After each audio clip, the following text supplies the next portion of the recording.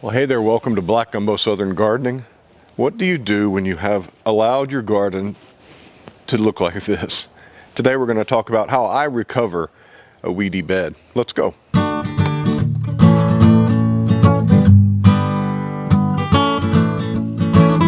Well, this is what happens when life gets out of control, or when you forget about things, or when, well, you just have to abandon your garden. This happens to me maybe once every 2 years. The garden gets this bad with all these weeds in here, all this chickweed growing up, and usually it's in between seasons. And it doesn't mean you're a bad gardener. It means, well, you know, your garden went to weed and you got to do something about it. Now, there are many ways that we can deal with this. A lot of folks will go in here and just rake this out and then till it up until the root's up.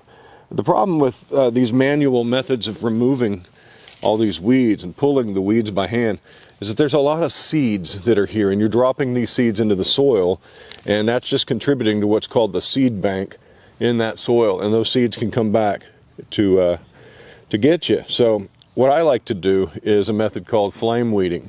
Flame weeding utilizes a flame to burn up this organic matter, but also to make all those seeds, to render them impotent, to kill them.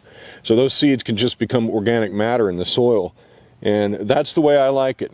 But then there's seeds that are still down there in that soil from years ago that have been turned in. You're never going to be, done with all the seeds. But I do like flame weeding, as I think it gives a nice tidiness to the garden. And I'll talk about some of the advantages, the other advantages of flame weeding. Here you can see the bed that I've already finished. And the advantage of having these concrete blocks is that I can flame and get the weeds that are even inside the holes here, like this Bermuda grass.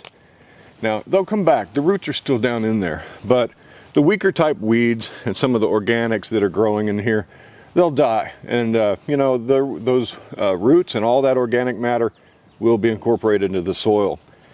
People have said, well, aren't you concerned that you're adjusting the pH of your garden by adding all this ash to it? Not really, because most of this ash, it's not heavy wood ash. Most of this ash comes from weeds that are, they're 80, 90% water anyway. And once you boil away the water, it's such an insignificant amount of ash that it doesn't really add much to the soil. Now, I did burn my muscadine grape cuttings in this garden to get rid of them. So there's a little bit of wood ash, but it's so insignificant. Now, if you're going and adding shovelfuls of hardwood ash into your garden, that has benefits for certain plants, and it also can adjust the pH of your soil. But that's not what we're doing. We're just burning down this little bit of organic material. And then what we're going to do is we're going to cover this garden this year with black weed cloth. And that's how I'm going to grow this year. I could use hardwood mulch. I have done it with hardwood mulch. I've done it with hay. I've done it with all kinds of different mulches, but we're going to mulch. But this year I'm using a weed cloth, a weed barrier cloth for my mulch this year, so that I know that nothing will penetrate that tries to grow up from these roots and these weeds here. And I do that every so often. I did it on my middle bed a couple of years ago where I grew celery and daikon radishes, and it did really well. This bed, all three of these beds are going to get that treatment this year. And what that'll do is that weed cloth will act as a mulch and will smother anything that tries to come back from the roots that are down in there, and will give all that stuff an opportunity to biodegrade into my soil and amend my soil. I'll punch holes where I need to grow my plants through there. I'm not starting many things from seed this year directly sown, so I don't need some open soil. So I might as well cover it all and get all this organic matter incorporated into my soil without having to till it in. All right, so let's get started. I need to finish. I've got half of my garden burnt down now. I need to get the next half done. I use a standard garden flame weeder, and it just hooks up to a regular propane tank.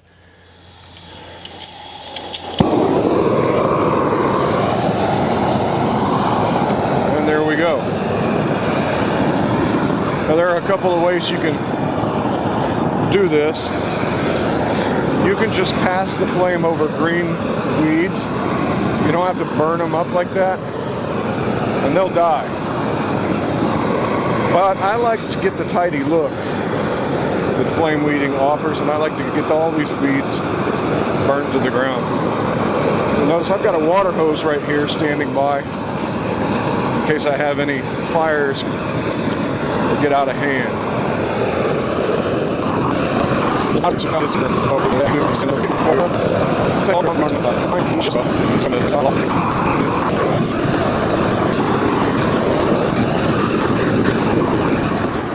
Now I'm going to start upwind.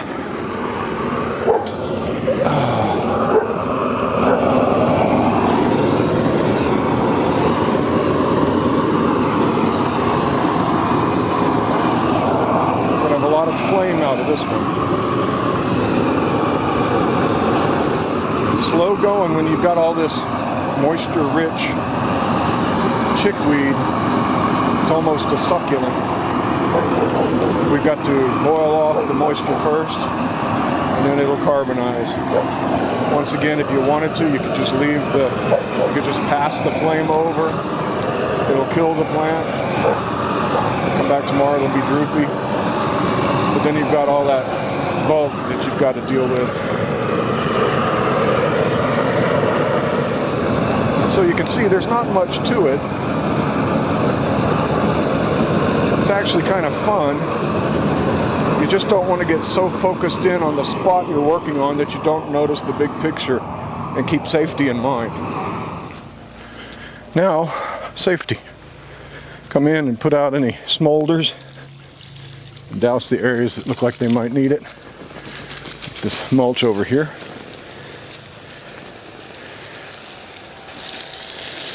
Just want to make sure. Okay, I have a roll of weed barrier cloth, and it doesn't look like it's going to span my whole garden, but what they do to save on shipping costs is they double it over. So what we're going to have to do first is I'm going to have to roll out a length of this and then cut it. Then I can unfold it and drag it over my garden bed. This is a standard kind of weed cloth. It's made by Ag Fabric. I'll show you the label in just a moment. And it lets air and water to pass through, but it blocks out light from the weeds and is very good at snubbing these weeds and keeping them down. So we've got Ag Fabric woven weed block ground cover. I'm not endorsing this. If you don't like this kind of stuff, don't buy it. I get it off of Amazon. So I don't know if I'm going to have enough for all my beds, but let's at least get this one done, and we're ready to grow. Now with this kind of fabric, I'm going to be covering the holes and the bed. I've got a roll over there by my carrot patch that is exactly 4 feet wide, which is what the beds are on their interior dimension. But I'm going to be covering my blocks with this as well. There we go. And I'll just trim off any excess. With these weed fabrics, you also want to purchase some anchors. These metal staples that hold your weed fabric to the soil. Helps it not to blow away. So armed with a few of these and with my scissors, I will try to get this. I'm going to use bricks to hold it down at first. Look out, Phoebe. Coming through.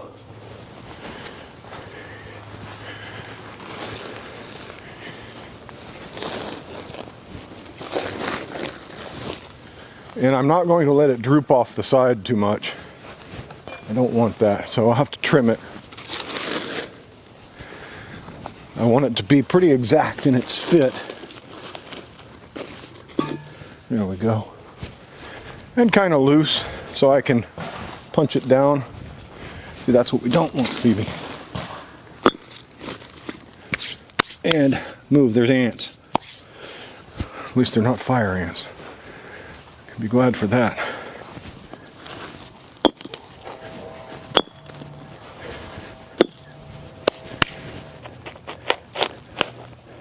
Yeah, that'll do. Get one every so often along the edge here. That's what they're for, after all.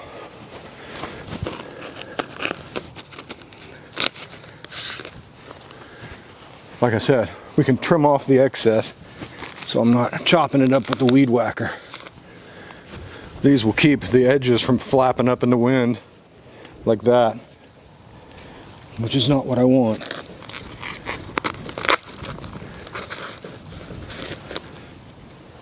Hey, now I didn't think about this before, but I've only got a little bit of excess material here. I can just fold it up on top of my bricks and hold it down like that.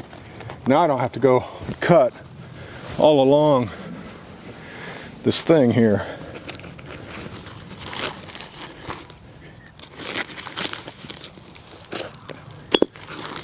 I'll want to put some stakes in there to tidy things up a bit though.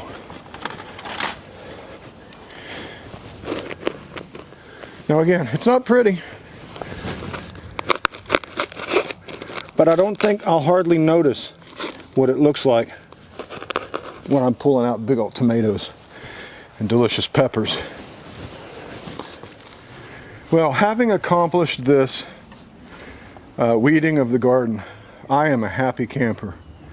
I am at ease now. I feel like I've caught up.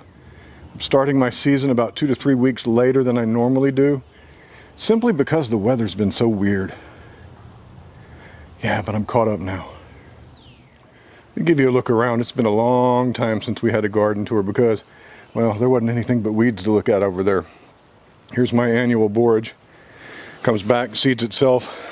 I got really no use for that other than it's a beautiful flower and it attracts the bees. These are my carrots I planted last winter. We've been eating out of this bed. Got some nice big cosmic purples and various carrots in there. My potted fruit trees, well, the figs all survived our epic freeze. The citrus, they were inside. Pawpaws, don't know yet, they haven't popped yet. They're kind of late to come back. Well, here's all my starts for the garden. There they are, hardened off. My single seed challenge, I actually got one to come up, even though it's been kind of cool. We've got this Isis candy tomato. All right.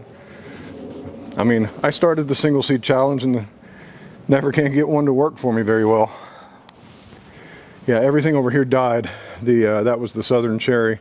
Freeze got it. That was my, what was that? It was a sunflower. It died. That fig tree died in the drought.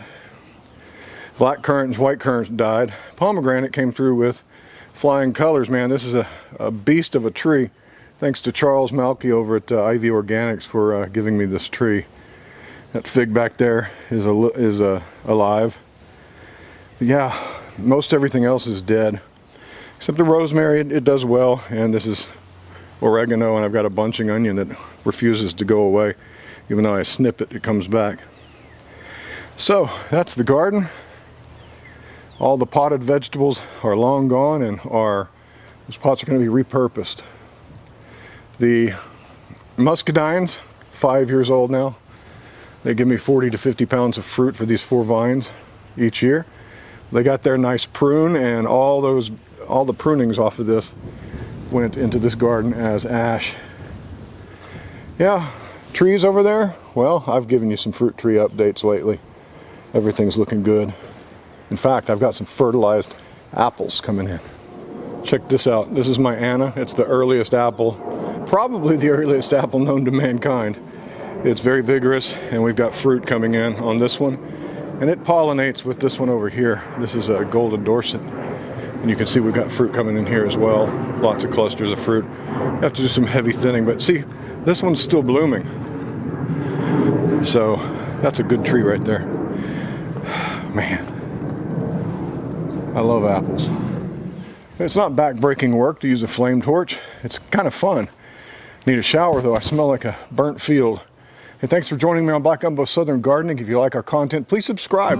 And I invite you to follow our links for discounts at Ivy Organics and to support our channel by buying seeds from Seeds for Generations. All those links are down below in the info section. Thanks. We'll see you next time. Happy gardening. Bye-bye.